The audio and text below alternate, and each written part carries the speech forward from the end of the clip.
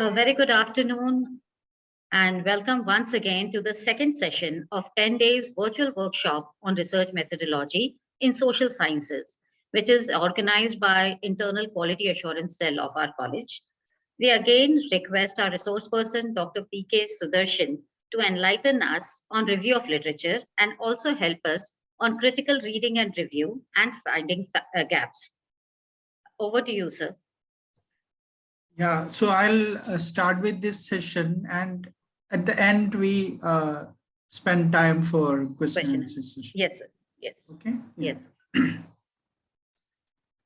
So good afternoon to the participants and organizers. So this is a second session that's on review of literature, a critical reading and review. Here also, I try to give some practical aspects, how one could actually do the review of literature. So let us start with the session.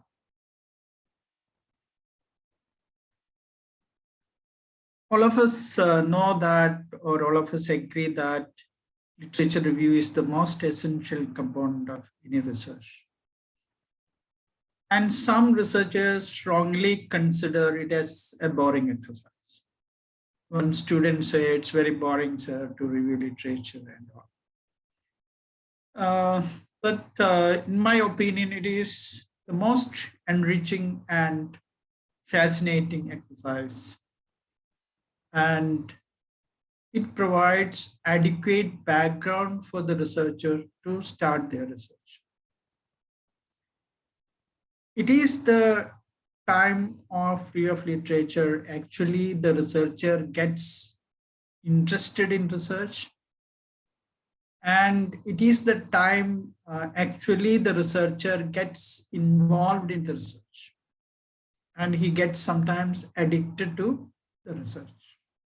So it's a crucial time, because after registering for PhD, within 1 month or so, once the objectives and things are clear, this candidate, the student starts review of literature. So it's a crucial time. It's a crucial time. And it is in this time or at this time that actual research starts.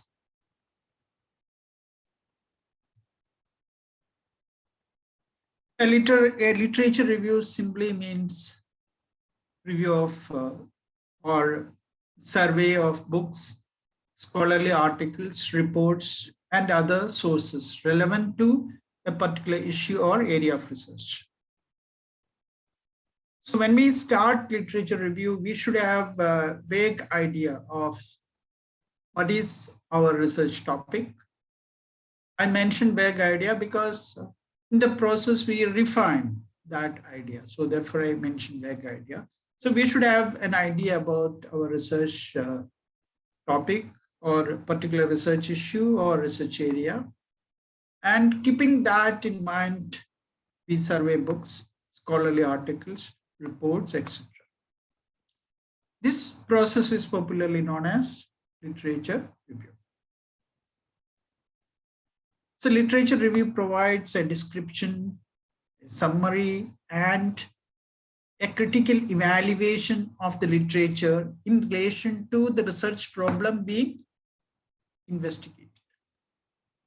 It's not just surveying books, scholarly articles, and reports. It's much more. In review of literature, we describe certain phenomena, certain aspects through the literature.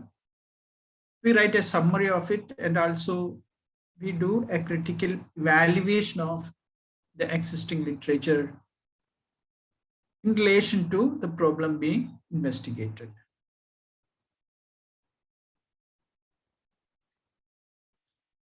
So mainly the literature review is done to know whether the proposed research is going to make any contribution to the existing body of knowledge. In the process of research, a research scholar for a researcher is going to make some contribution to the existing body of knowledge. And the literature review helps the researcher to understand whether the proposed research is really going to make a contribution to the existing body of knowledge. And the literature reviews provide an overview of the sources we have gone through on a particular topic. Okay. See, at the end of the thesis, if somebody wants to know what are the sources through which this particular researcher has gone through. And it also helps us to tell our readers how our research work is different from others and what gap we are going to fill. So through review of literature, we are trying to convey to other researchers how our work is different from others and what gap we are going to fill. And we can say that it precisely tells where our study would stand in the group of existing studies. There are a lot of studies existing, and where our study is going to stand, what will be the position of our study, where is the place for our study amongst group of studies. That means we have to locate our position among the existing literature, or what gap we are going to fill.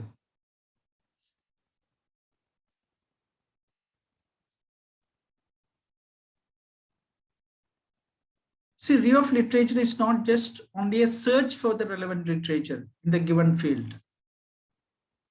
Some scholars think that it's just a search for the literature. It's not true. In fact, review of literature involves a critical evaluation of the given literature. So critically, we have to evaluate the existing literature and should come out something different than what they have presented. The review of literature has certain objectives. It has certain objectives. The first objective is that it surveys the existing literature. So first we have to have an idea of what all publications, what all research works existing in this area. And these things may be available in books, in scholarly research papers, in government reports, etc. So we have to have a survey of that. We have to have some idea about the availability of literature in the chosen field. Secondly, provide a critical analysis to the existing body of literature. That's very important. So we have to provide a critical analysis to the existing body of literature.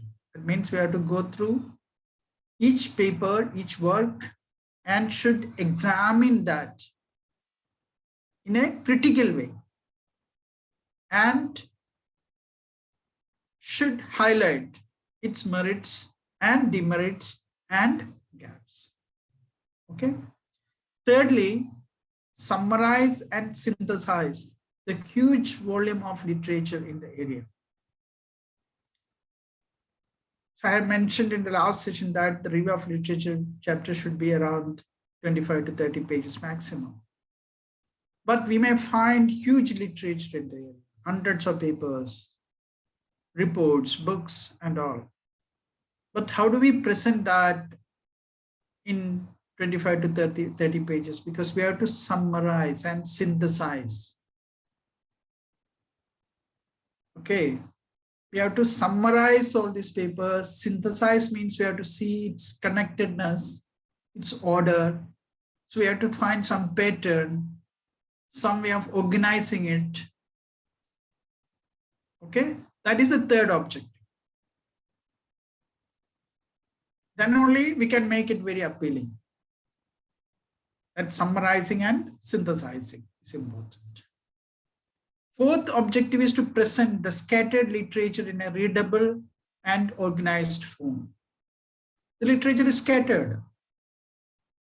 It's spread in various books, journals, and reports. We have to present that in a readable and organized form. Different papers must have followed different methods, different objectives, and different kinds of data. But we have to bring all this together, summarize it, synthesize it, and should produce like a capsule. Okay. And that should be in a readable form. It should be in a readable form. It should be like a capsule which solves all the problems or which covers all the aspects.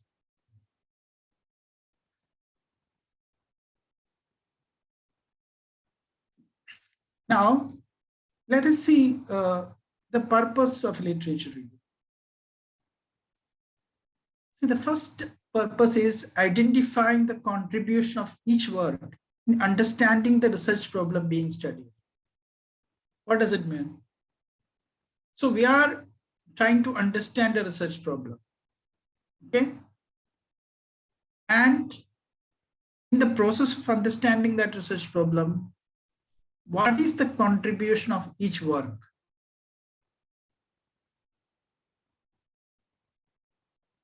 And how this particular work has helped to define this problem, to analyze this problem, and to make suggestions to find solutions to this problem.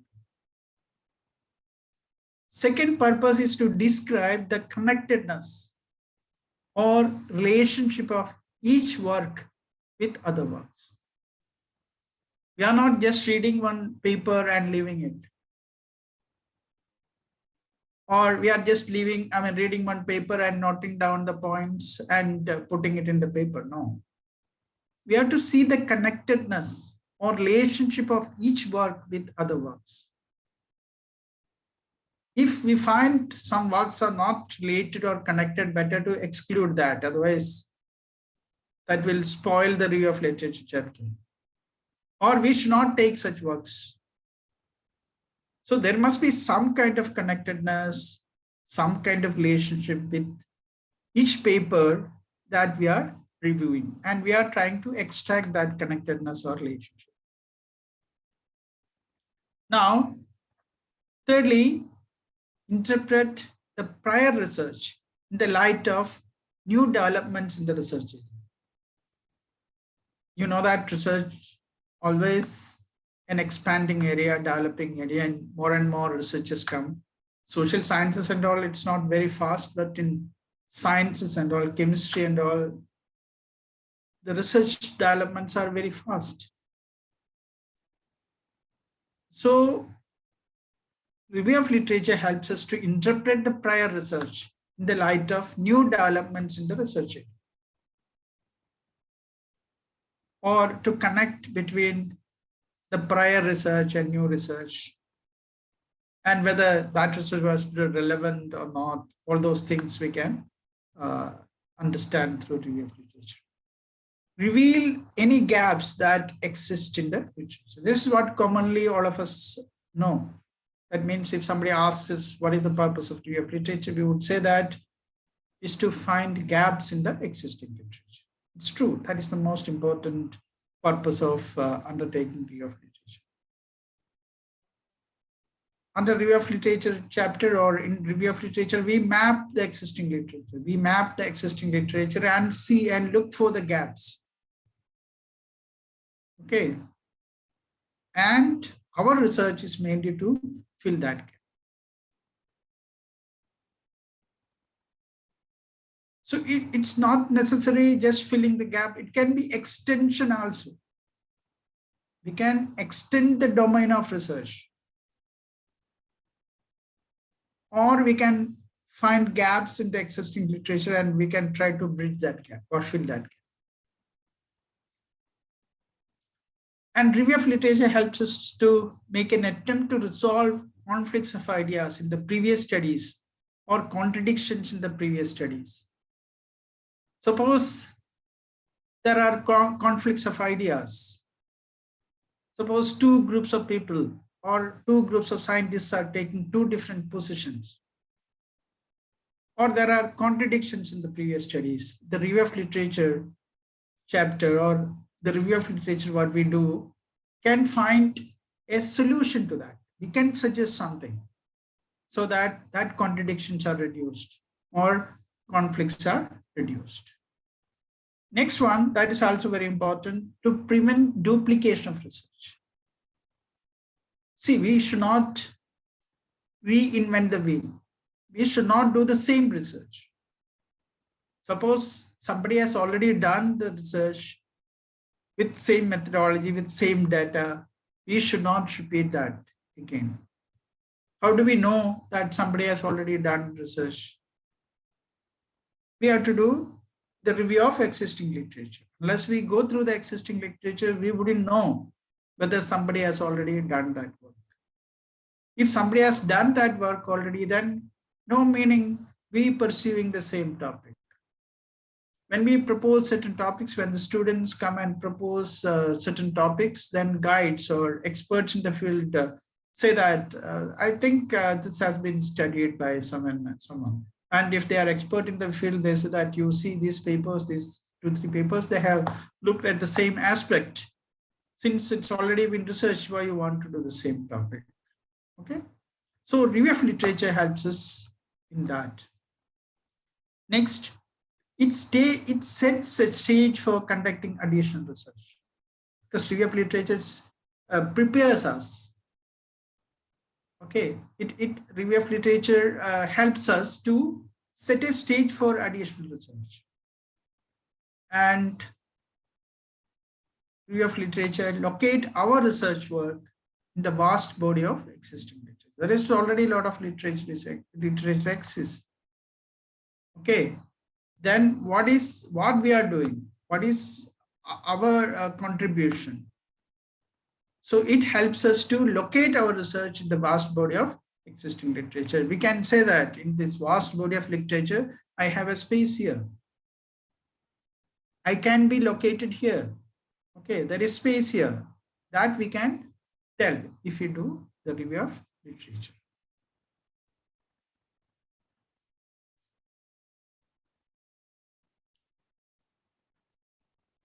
It continues. I mean,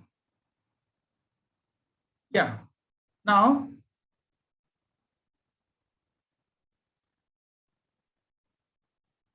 the things that matters count in critical evaluation.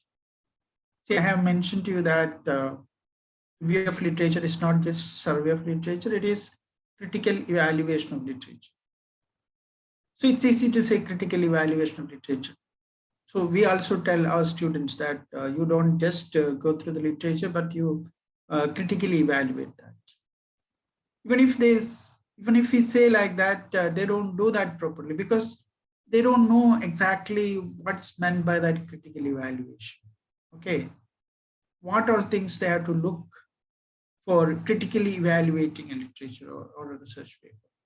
So this slide would help you to understand what all things one should look while going through the literature in order to critically evaluate. First one is authenticity.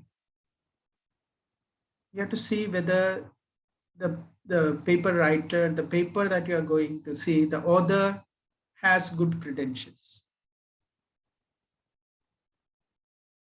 Means whether that author, researcher is from a good institution, what are his qualifications, whether that research is authentic research, and whether that is published in good journal. All those things we have to see. Secondly, whether author's arguments are supported by evidence. Okay. Whether data support is there, or whether he has cited some other researchers in the field, or whether he has found out something which is convincing, then only we should accept that. Okay. If not, one should not vouch too much on such publications. Suppose there are no evidence, somebody is making some sweeping statements without being supported by data or without being supported by opinions of other good researchers. Then we should not rely on those publications. So in the critical evaluation, we have to mention that there are no supporting evidences to buy his argument. That is one criticism we can mention while reviewing the paper. Second is relevance of research questions objective. See, most of the research papers mention the objectives of study. Or if it's not explicitly mentioned, but we can understand what are the objectives of the study. So while critically evaluating the paper, we can say that this paper is not relevant to the society, economy, or scientific community. That means its objective is not very relevant. So already raised such objectives. And this objective is not contributing, not going to contribute anything to the society, anything to the community, or anything to the economy. So that criticism we can mention. The objective of the paper is not relevant. Another aspect which we can say is that, is it trying to bridge any research gap? We can say that this paper, though its analytical frame is good, data framework is good, it's not bridging any gap. It's not bridging any research gap. So that can be one criticism. Then another aspect is methodological appropriateness. Means whether the techniques used to identify, collect, and analyze the data appropriate to research problem under consideration. So we can criticize or we can critically evaluate the paper in terms of methodological appropriateness. So we can say that the methodology used in this paper, in this study, is not appropriate given the nature or structure of data. Some other method would have been more appropriate than the method used by this researcher in this paper that we can mention. We can also mention whether the sample size is appropriate or not. So while critically evaluating, we can say that the sample size is very small. Only 100 sample size collected. Given the population, that sample size is too small. The data collected may not have the normal distribution, and therefore the statistical properties may not be good. Okay. We can also critically evaluate the paper looking at the sampling procedure used. Suppose they have used 300 samples, but paper doesn't mention which sampling procedure they have used in their study. That means they did not use proper sampling procedure. They might have followed at their convenience some sampling methods, or they might not have used any sampling procedure only. So that way we can criticize. And we can also see whether methodology used is appropriate to data collected. Suppose some people collect ordinal data or nominal data and use some statistical techniques which are appropriate to analyze ordinal data. So that we can mention as criticism. And where the results properly reported and interpreted and right conclusions drawn. Sometimes they do data analysis, but interpretations may go wrong. And wrong conclusions may be drawn too. Okay. Or conclusions may not be in the right direction. Making conclusion is an art, isn't it? From the same results, different conclusions can be drawn. That is skill of the researcher. So suppose this particular paper has come to a particular conclusion, you can say that this conclusion is not realistic, it's not convincing, this conclusion would have been better. Okay.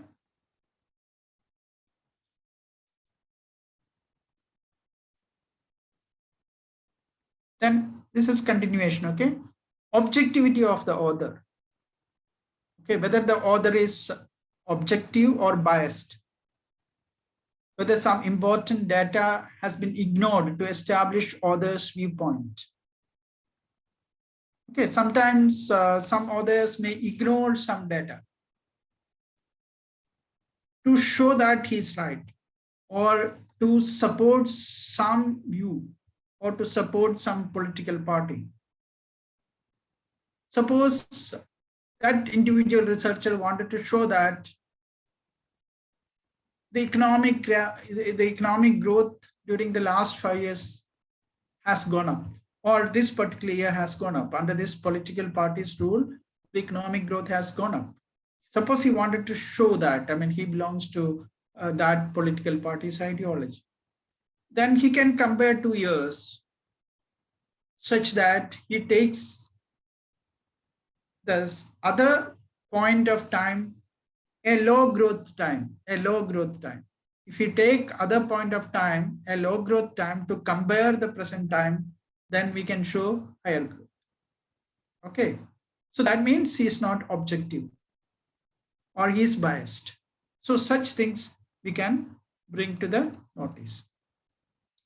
Then contribution made by the work, whether the work really helped in any significant way to a better understanding of the research area question.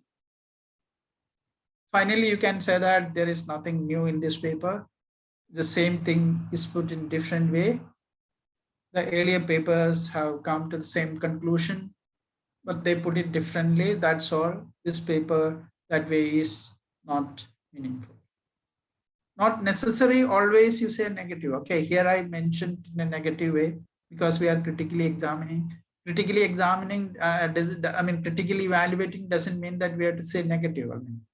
So we can also say that this work is a major contribution. This methodology is good, and he has made a great contribution. He is very objective. The data is good. Both ways we can look at it. Okay, critically evaluating means we are looking at in a critical angle. Okay, but whatever we say, we should be in a position to justify. I hope you got some idea of how to critically look at a paper.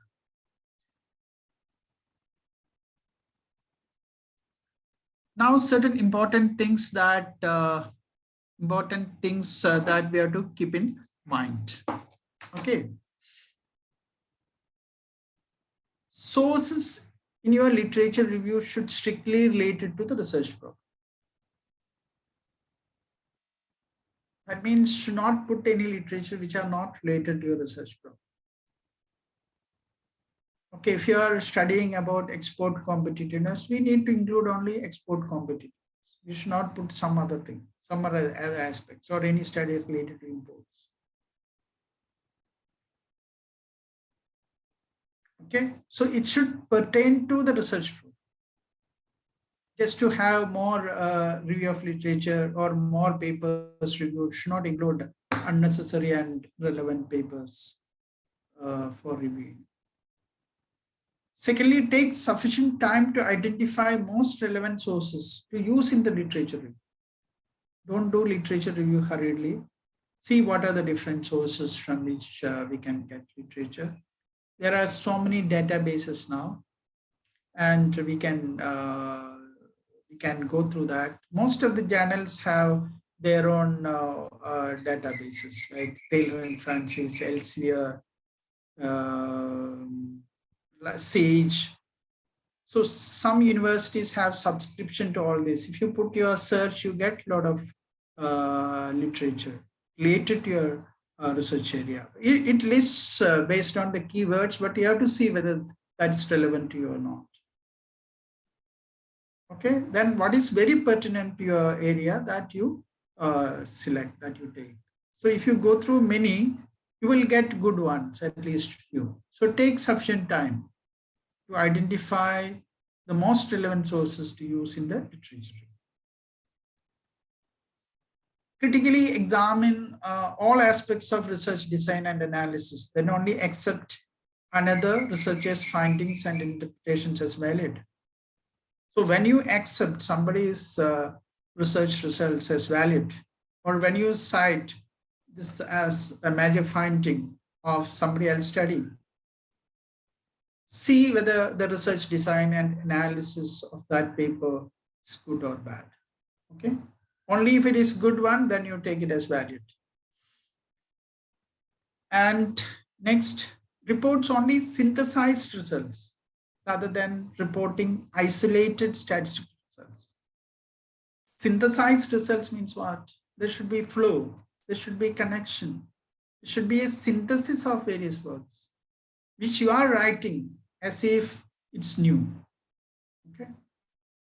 Should not be like just reviewing one paper you are taking and saying that this, then another paper coming next, and that is not directly related to this. And like that, the 30, 40 papers are there. These are all independent, no cohesion, no connection. Then that review of literature chapter won't be interesting to read. So reports only synthesized results rather than reporting isolated statistical results. Okay? That means try to connect with the earlier work and say that this is a contribution of this paper over the previous paper or some other paper. So some link, some connection we should try to establish. It should be like a story. I mean, there should be a proper flow. Also include contrary findings and alternate interpretations in the literature, rather than only reporting the research that validates assumptions. So you are going with some assumption and you want to establish that. It should not be like you include only those papers which supports your viewpoint. That's wrong. We should include the contrary findings and alternative interpretations also in the review of literature. So we should not be biased. Okay.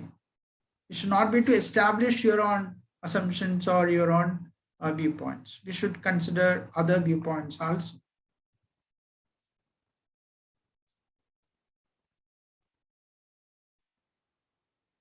See, certain other benefits, there are certain other benefits one can get from review of literature. Okay. This you may not put in the review of literature chapter, but these are the externalities or other benefits or takeaways from the review of literature. You can see how other researchers are organizing their ideas, how they are developing their ideas, how they are organizing their ideas, and how they are presenting it. It may help us to organize our ideas and research design. Okay. So how they developed their ideas, how they presented it, that we can understand from the review of literature. That we don't write anywhere. What methods they have used to study the problem? Is it possible for us to use similar methods? So while doing review of literature, you come across different methods. And whether same method we can use. Many researchers get idea of what method to use during the review of literature process only. Or we may use slightly modified method. It's the same method one can use with different data set. So that way it helps. And we come to know what theories have been used to understand their research problem. How they look for theories, what are the theories behind their research problem? How they try to incorporate that theories into their thesis or into their publication. Then you can think about what theories I can look for.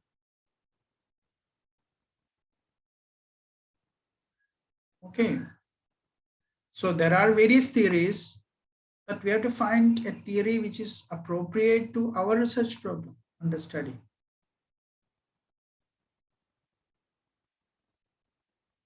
Okay. We can also see what sources they have cited to support their conclusions. What are their data sources? Can the same data source be used? If somebody is using data collected by National Sample Survey Organization, So when you go through their paper, you see this is the data set used. They cite, I mean, this is the data source. Immediately you can go to that data set and see whether data is available. They might have used on unemployment. They might have used or they might have collected unemployment data from MSS. But there are other types of data also available. For example, there may be consumption expenditure data, health expenditure data. But you are not using the same data that the other researchers have used, but other variables you are using, but you can find out data source. So can the same source be used? Like that, there is Center for Monitoring Indian Economy data sets. Can that be used? So that idea also you can get. Then another aspect is that have they used non-textual elements? Non-textual elements means whether they used graphs, diagrams, tables, etc. to illustrate key points. How they used it, how they have used it, how they presented their graph. See, some scholars use only pie diagram. It's not necessary. There are different types of graphs. So how they presented their data in graphs, diagrams, tables, etc. We can understand that. That we are not going to write anywhere in our thesis or in our publication, but we get idea. I mean, this is the way we can present. We may modify it, we may slightly change that, but it gives us some idea. Then how they have presented their research results. See, some might have presented in a very nice way. Some can present results such that they save a lot of space. The same thing they present in different way. Otherwise, it would take one full page. It may half page they may present.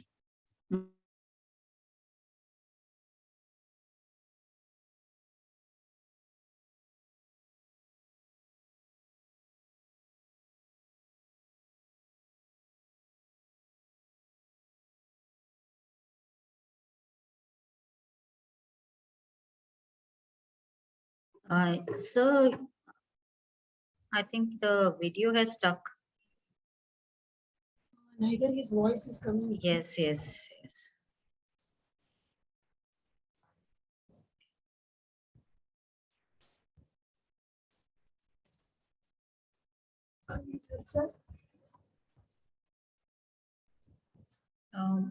Lichi ma'am, if you can call him.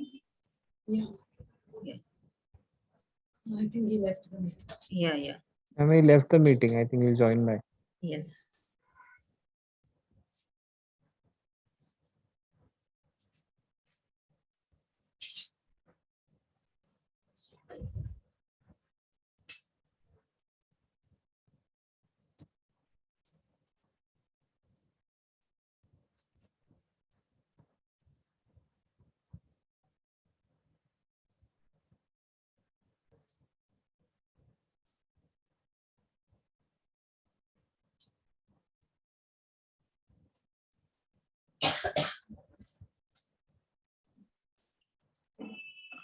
Mithilesh sir, is there a provision of pausing the recording right now?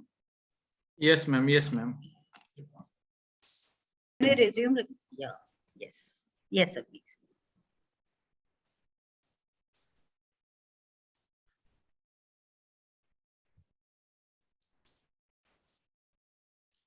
Now, next we are going to understand what is meant by gaps in literature or research gap. Okay. One of the major objectives of literature review is to identify the gap in the literature. Even in our topic title, it was given, finding gaps in the literature. What does it mean? It means simply mapping the literature and find out the gaps so that researcher can do some work to fill the gap. Finding the research gap is with a purpose, right? What is the purpose? Because the researcher is going to fill that gap with some research work. So this gap could be gaps in research findings or the objectives that the researcher has dealt with, gaps in data used, and gaps in literature, gaps in methodology used. Here, what I'm going to highlight is that most of the literature review ignore the gaps in data and methodology.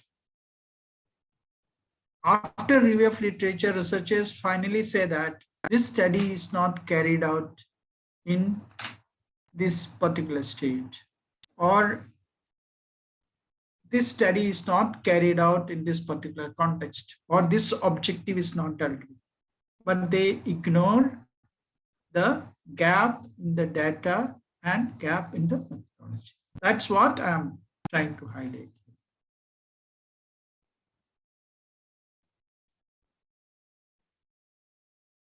Let us first see what's meant by gaps in objectives and research findings.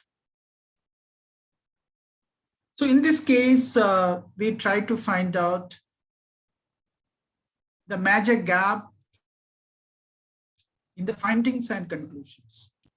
Okay, I'll give one example. For example here, suppose your interest is to study the impact of migration on an economy. Suppose the interest of studies to study the impact of migration on government economy.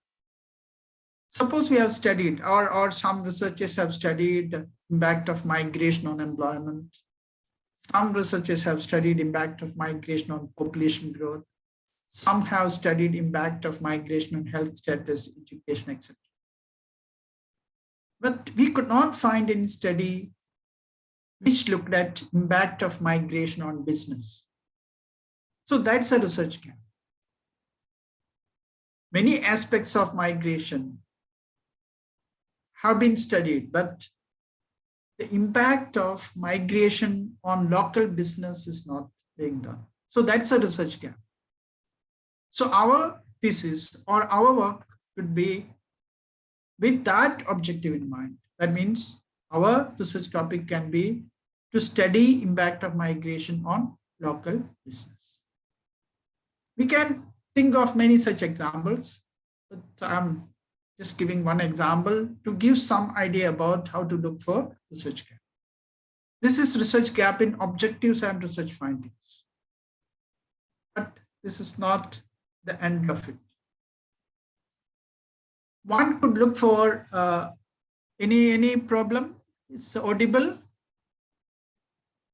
Hello? Yes, sir. Perfectly Yes, audible. sir, perfect. Okay. And gaps in data used. So this particular aspect we find many researchers are ignoring. So research gap can be in terms of data used. For example, suppose you have found studies that used data up to 2010. And suppose the data is available till 2020. Then that's a gap. So your research could be one which uses data till 2020. So that research gap can be filled. Okay. So one could do research using the latest data. And the review of literature chapter should highlight this. There is a missing link here. Data is not up to date. Secondly, suppose there are studies on employment using NSSO data. But these days, you know that CMI data is also available. That is Center for Monitoring Indian Economy data is also available. So this is a gap. So no studies exist using CMI data to study the unemployment scenario in the country. So that can be a research gap in data. Or we can also say that most of the studies exist in the country relating to employment or unemployment are secondary data and no primary data used. So Gaps in data collection and methodology should also be highlighted. I mean, gaps in data collection methodology. Suppose collection methodology was not proper, that can also be highlighted. Then this is gap in methodology. This is gap in methodology. So same question can be addressed through different methodologies. So gap in methodologies used need to be highlighted in the review of literature. For example, to study the total factor productivity in economics, there are many advanced methodologies developed over the years. And data envelopment analysis is one among them. I'm just giving an example. So if we could not find studies which have used data envelopment analysis, that's a gap in methodology used. That can be highlighted in review of literature. So what I'm suggesting is that while we do review of literature, the scholars, the researchers should focus on not only gap in the objectives and research findings, but gap in data and methodology too. Now, presenting the review of literature. This is the important aspect of this presentation. How we are going to present the review of literature or the structure of the review of literature. Review of literature must have 3 sections. One is introduction. Second one is main body. Third one is conclusion, recommendations, and summary of the research plan. Very often we find that research scholars start abruptly with review of literature, reviewing the papers without any introduction. And we sometimes don't find any conclusion to the review of literature also. So this should be the structure that we should keep in mind: the introduction, main body, and conclusion. Then what all things should come in introduction? So introduction should introduce the central theme of the review. What is central theme of the review? What is the topic? The objective of the review of literature? How review is being organized? What all things are included in the review and what are not included in the review? This should be given in the introduction. So that introduction should give idea to the reader that these are the things going to happen. Then comes the main body. So main body is nothing but discussion or critical evaluation of various papers included in the review. So this can be done dividing the works under review into various themes or categories. And the themes or categories may be like this: the works that support a particular position, the works those are against that position, and works that are or those are providing alternate approaches. So we can divide that into 3 categories. It can be based on certain themes also. That aspect I'm going to deal with later. Okay. So one can also provide the details of how these works are similar or are different. Okay. Then comes conclusions.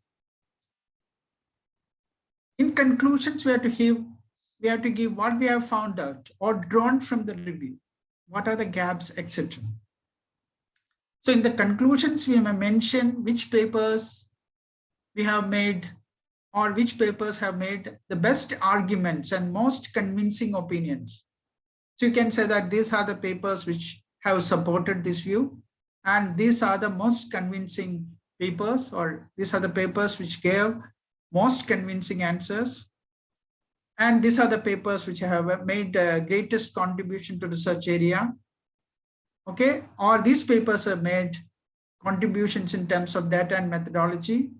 And finally, we have to see these are the gaps in the existing literature.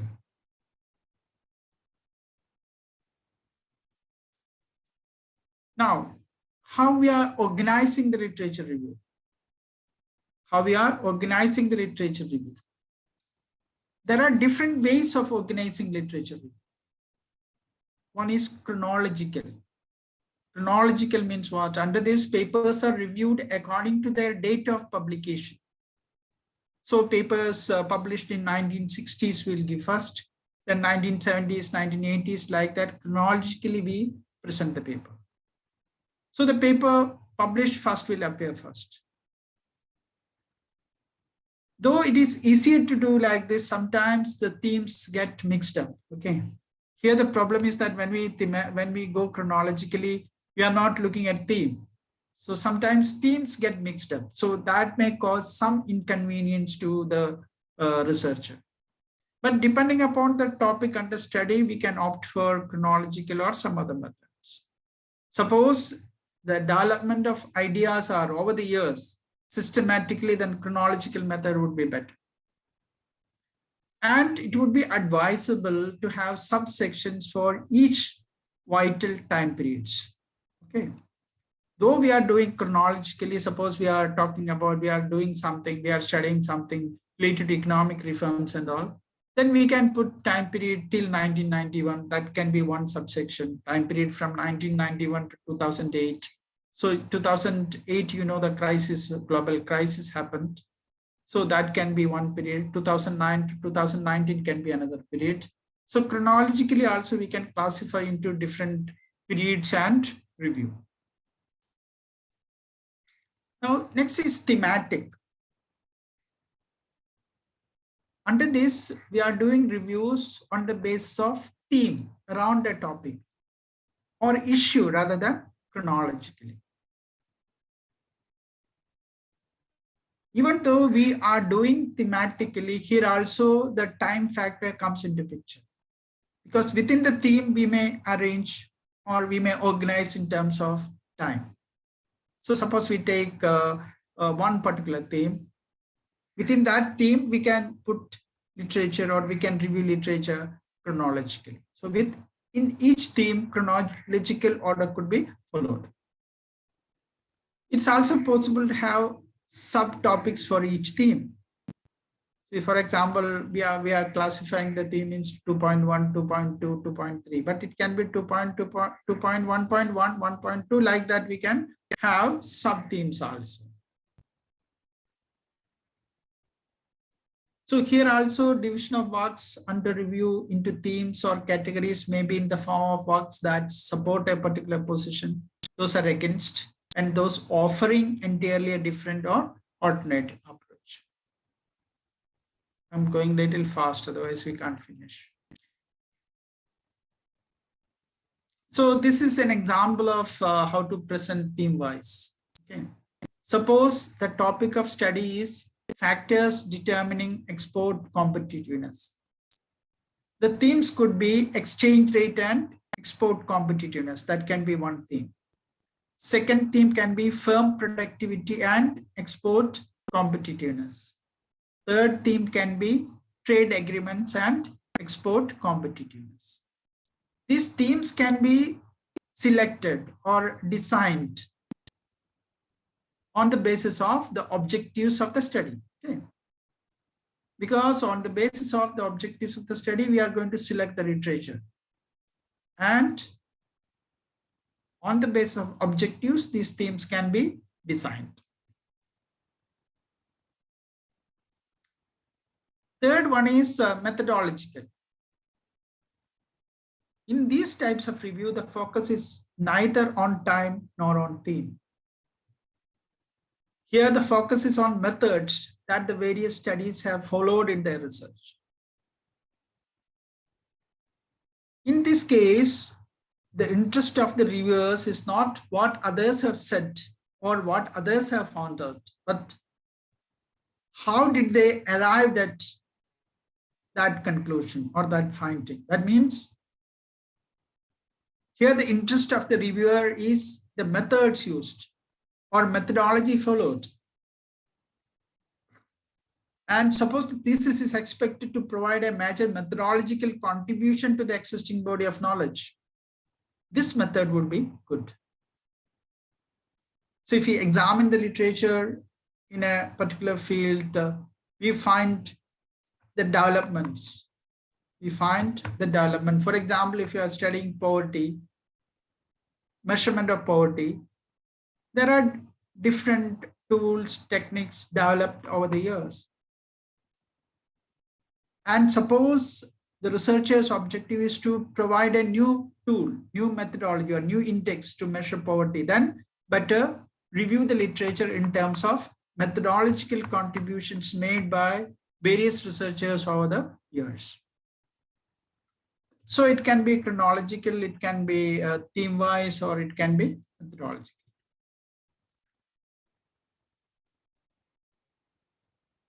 So some general guidelines.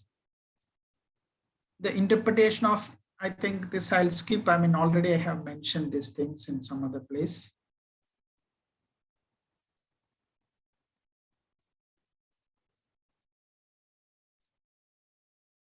Now I'm going to show you some sample review of literature introduction. This is, suppose here, thesis title is Exchange Rate Volatility and Sectoral Trade of India.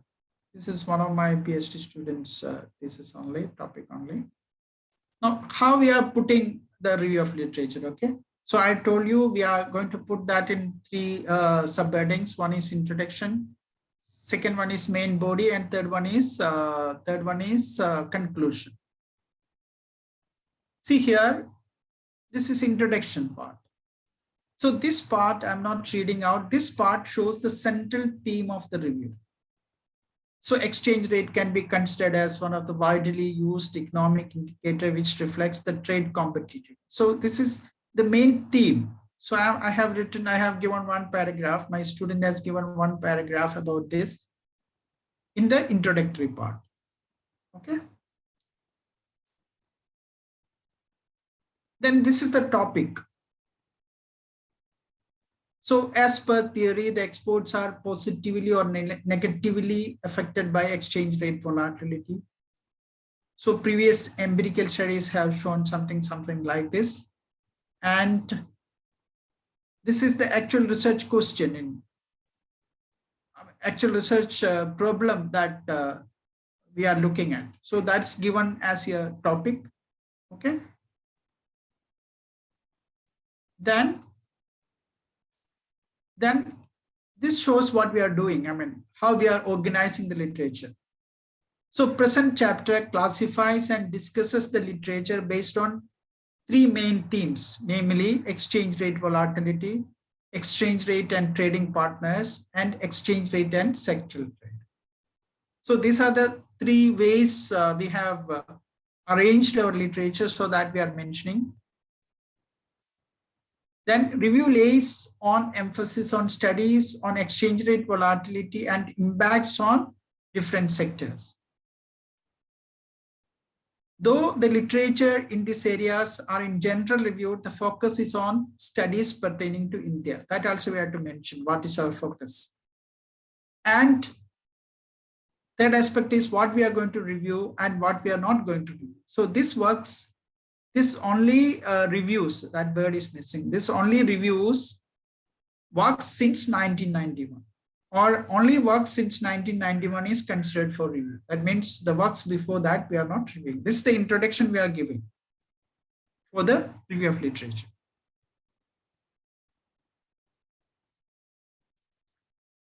Then this is a sample for conclusion. Okay. So here in the conclusion part, summary and research gap, we are first giving summary of what we have done. Okay. So review of literature has been done on three main themes that we have to say. The objective of review was to identify that we have to say. Review was also intended to find the gap in the existing literature with respect to methodology, data, and findings. So that was our intention with respect to exchange rate trade relation in India. So summary of what we have done. And here summary of what we have found in the reviews. So in this summary, we have to give all major papers and under three themes what we have found out. I can't give that all details here. So I'm just giving you the idea. So what all actual reviews we have done and what we have found, we have to highlight major contributions of that under each category in a small paragraph. Then comes the gap in the existing literature. Okay. So I have mentioned here, these are the 3 points highlighted here.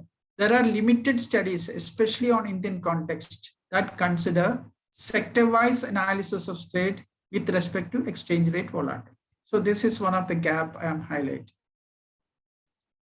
Then there are other things mentioned. Then regarding methodology, employing ARDL bound testing approach to assess the long-run and short-term impact of exchange rate volatility on the sectors and commodities of trade in India. That is missing. There are only limited studies using this technology or this method. So trying to fill this gap. Then the third aspect is that from the literature, it can be observed that period of study is maximum up to 2012 only. The data used is 2012. So my study, we are using data up to 2018-19. Okay. So the gap in the existing literature is clearly mentioned. So this is very important because many times we don't see such things are mentioned in the review of literature chapter. So there must be an introduction, there must be body part, there must be a conclusion. This gives you some idea. It can't be like this always or everywhere.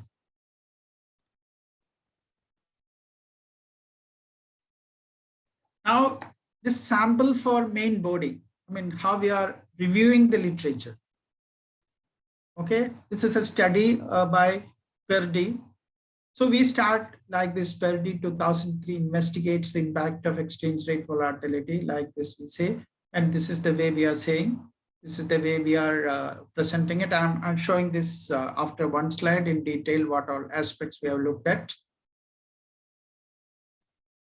This is another study we reviewed. Bhamani and Okose et al. 2020. It's also mentioned this is we reviewed like this. Okay. So here also we highlighted, though the study was published in 2014, the data used is only up to 2009. So inclusion of data of 1960s, 70s may not augur well for this study, as most countries followed fixed exchange rate system. Like this, our own evaluation should be done. I'm showing that in the next slide. See the Perdy study that I'm going to dissect and show how I have put that literature in proper perspective. So first, we are giving the objective of the study. Okay. The same review of literature I have into different parts to make participants aware how review is being done. So this is the objective of the study. Up to here, it is objective of the study. And from here to here, it is methodology. And from here to here, it is major findings.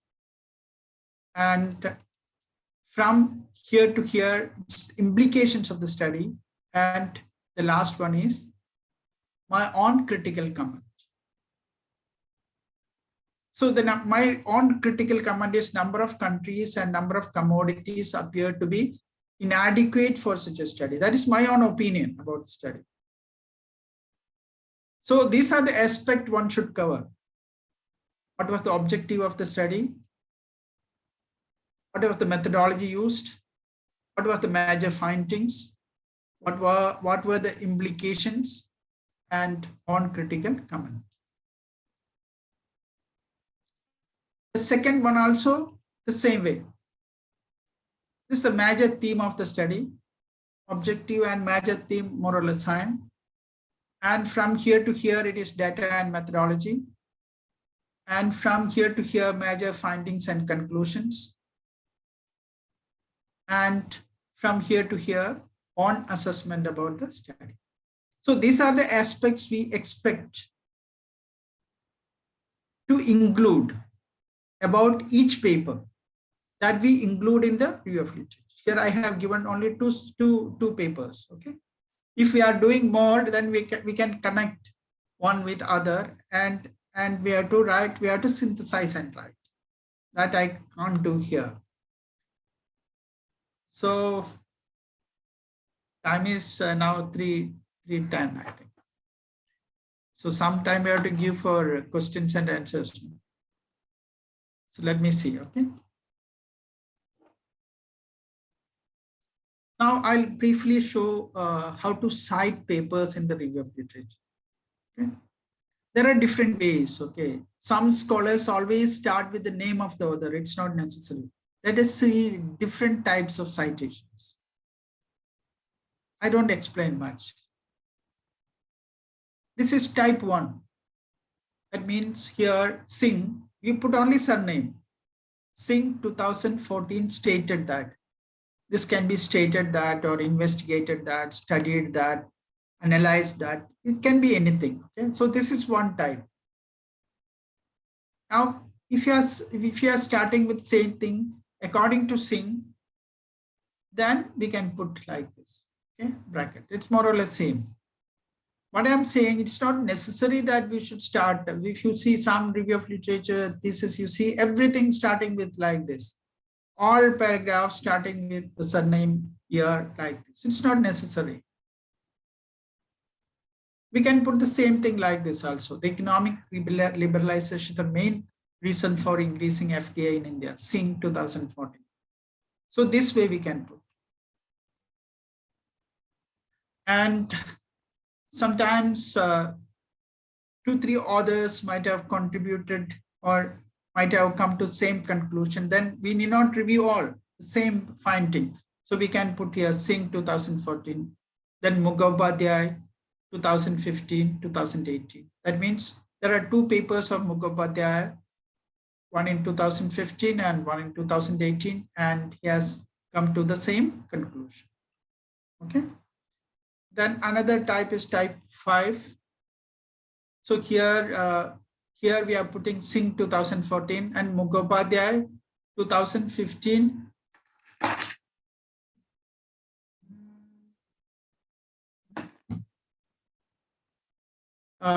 2015A and 2015B. That means in the same year he published 2 papers. If same year the same person has to publish 2 papers, then we have to put A and B. Okay. Then type 6. This is only he has published 2 papers, A and B. The same year means we have to put A, B. So this is with respect to B. And you all must be knowing if there are more than 2 authors, then we have to put et al. And others. That's what it means. So here we have to put like this. Then here also Frank et al. 2004, 2016, 2018. So this Frank et al. Has 3 publications in 3 different years. So that we can put like this in the review of literature text. And this is about the same way. Different people are shown. All can be put it in one. If the same conclusion, we need not review again and again different papers. We can put the same conclusion and put different papers. Okay. It's more or less same. Now, internet as a source of literature, we know, I mean, I'm closing in 1 or 2 minutes. See, we know that there are a lot of literature available. Some good literature, some not good. So internet is as good as a source of literature, but due to internet, you know that there are many predatory journals, many fake journals, clone journals, etc. are in the market. So when the review of literature is done, this is very, very crucial, very important. Review of literature is done while selecting articles must say that these articles are published in good, authentic, reputed journals. It should not be in a predatory journal or clone journal, because predatory journal, clone journals means they don't do any peer review. They publish whatever they get, so that there may be misleading findings, misleading conclusions. And if we base our research to those misleading conclusions and findings, then our research will also go bad. Okay. So I was, it's over now. I was in a bit hurry. So, and also this is that the other one I presented before. So I have some control. This is first time I'm doing. So I don't have much control how much time it takes.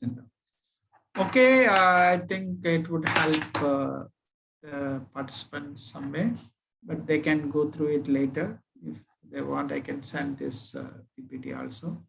So it's over. We have only 10 minutes. Yeah. Yes, definitely, sir. And a lot of questions, compliments, and request for sharing the material is coming up. And for everyone's information, we will be having a YouTube link shared with all of you. The recording you can see. So that will help you in, revising whatever we have done. A lot of content was there. It was a loaded session, sir. But I'll quickly take up the questions if it is okay with you. Yeah, Can we? Yeah. sure. Yeah. Okay, so the first few questions are from previous session, sir. Reshmi Yeah. Pillai ma'am has asked, sir, when we make one objective into core chapter, what are the things we can put so that we get a chapter of 25 to 30 pages? One objective into 4 chapters. No, core chapters, you said, no? Each objective. No. Yeah. No. What I mentioned, one objective, one chapter. Yes, 3 yes. objectives, 3 chapters I mentioned. Yes. So that's what was her question is, okay, how to make it 25 to 30 pages and what should be included in that? Yeah, see, that depends on what kind of analysis you are doing. So because you have a research question, you have an objective. To fulfill that objective, we have to do some analysis, right? We have to do some data analysis. So first, maybe 3-4 pages will go on what methodology we are using, right? Then after methodology, there will be results, right? All these results will come in tables. I don't know, madam is from which subject? Is that madam? No idea. Okay. So if it is in economics, we'll be doing some statistical analysis. There will be 7-8 tables, and each table will have a discussion of 1 or 2 pages. Therefore, I mentioned don't just put tables. We have to discuss that table and relate that to existing findings, discuss that. Okay. Then some findings, some summary will come. Okay. See, one chapter is a major objective. So they should explain the model. What model they are using, what equations they are using, and what results they are getting. So we all present that in tables. In chapter, maybe 10-15 tables will be there. And all those tables will be discussed. Like that, it comes around to 25 pages. Okay. Okay. Yeah. So next question is from Mr. Lawrence. How different is conceptual framework from theoretical framework? It's more or less the same in my opinion, because conceptual framework provides what are the basic concepts that we are using, and this theoretical frame is slightly broader than that. Conceptual frame means various concepts that we discuss in the thesis while writing the thesis, or what are the tools in the subject area we are using. Theoretical frame means a particular theory that we are using. For example, when we work on regional trade agreements, there is a theory by name trade creation, trade diversion.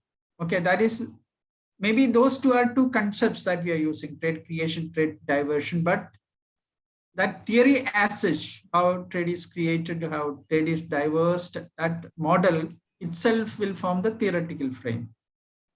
I don't know whether I answered him correctly. Yes, sir.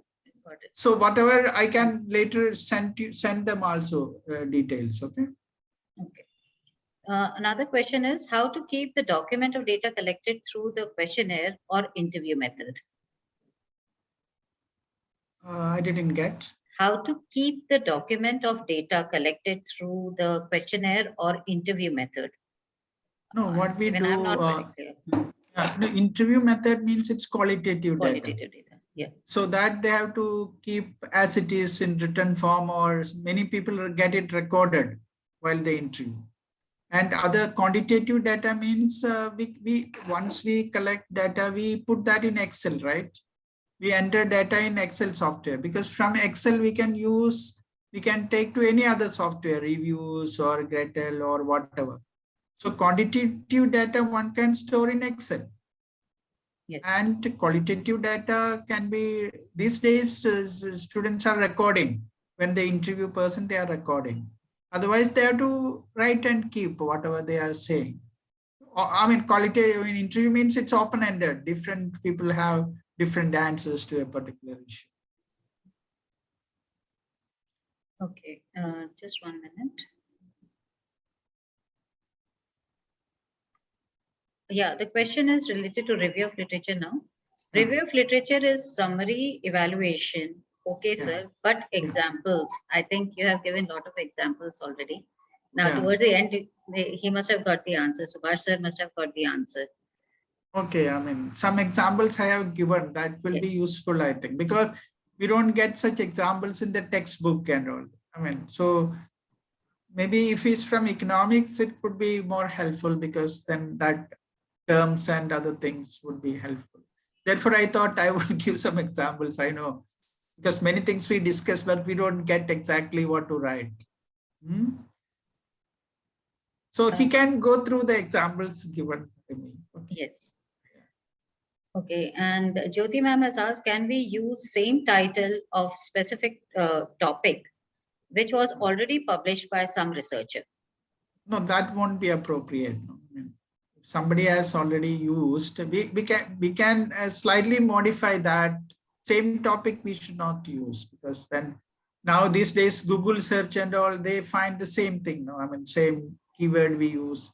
So better to use different title, and slight modification, at least some different words or some, I mean, at least changing the order of the words would be better. That's my opinion. She has also asked, sometimes we find it difficult to get article related to specific topic. Is there any source from where we can easily get the article for the same? No, see, there are now some databases I mentioned. See, suppose I have one thing called Mendeley. In Mendeley, if you type the keywords, it lists all the articles in that area published from good journals. Then we can pick up which is required by us, which is some area. See, what happens, most of the search engines are searching for articles which are online and are available in good journals. Suppose we are studying something very local. There may not be many publications in that area, which has already been published in journals. There may be reports, theses and all. So when we search, we may not get enough number. I mean, if it is very much localized, unless somebody publishes, the search engines can't pick up that and bring to us. See, for example, if you put the financial inclusion, you get so many things. But suppose you put something related to, so I have read one thesis on Kolhapuri chapels. Suppose we put that search, we may not get anything, because might not have published much on that area. Okay. Yes, sir. Next is it okay to use a mix of all these types of citations, the citations which you have mentioned? Sure, certainly. Or should we certainly. follow only one No, style? no. All. I mean, depending upon the situation, all. I mean, all should be used in different styles. These are different ways of presenting. Okay. Yeah, I'm sorry if it is misunderstood, because it's a different ways of presenting. Okay. Different ways. It looks better, so that it should not follow monotonous one style. Yes. Yeah. Then Sahana ma'am has asked, can we arrange or categorize the ROL based on source from where review has been done, like thesis, research paper, newspaper article separately, etc.? I don't recommend that. I mean, my personal view, may not be good. I mean, it's not good, because it won't help us to synthesize. The purpose of review of literature is to synthesize different articles, bring into some form. So this may not help us. So I don't support that view. Because you know that research, there is no hard and fast rule. If I say this, somebody can argue that is better. So my opinion, it's not good. Okay. So it should be thematic or the 4 ways you have suggested to arrange. Yeah. Yeah, 3 ways. I mean, 3 ways, yeah. chronological, thematic, and methodological. Methodological. Yeah. So that helps to synthesize. That is the purpose. We can have a connectedness. Yes. I don't see any more questions. There are compliments and demand for YouTube link. And Yeah. I think now we can wind up our session. Yeah, perfect timing. Now Yes. 3:30. Yes. 3:30. Correct. I Sir, think so, actually, yes. it was a wonderful session, and this session has given us so much important insight on review of literature, its purpose, process, precautions, critical evaluation, and I mean, understanding the particular literature, and what is the utility of review of literature.